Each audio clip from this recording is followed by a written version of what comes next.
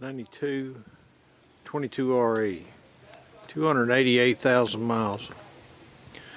As you can see, you can fold the manifold over. The thing that is different about this vehicle is the fuel rail's held on by Allen heads.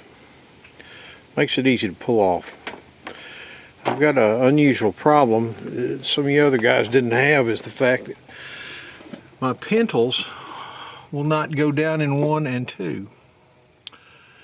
There's deposits and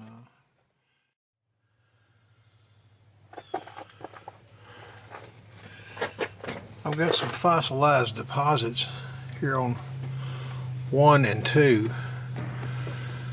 It's not letting me get the Pintle into the recess.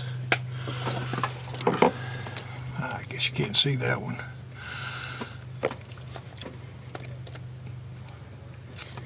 I'm going to try a 25/64 drill bit. I've got a little grease on it, so it'll attract what trash is in there, hopefully. We'll see what happens. Oh yeah.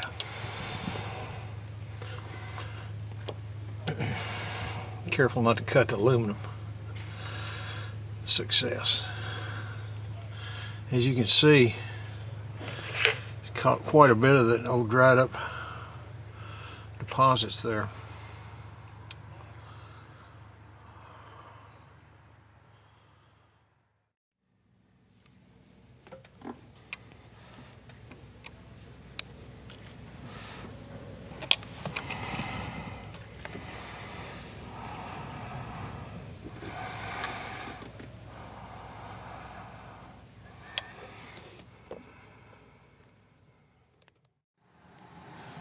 Now you can reverse your bit and blow the trash out.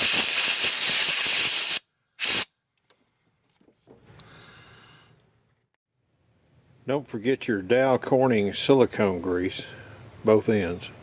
Careful not to get any on the gasoline surface.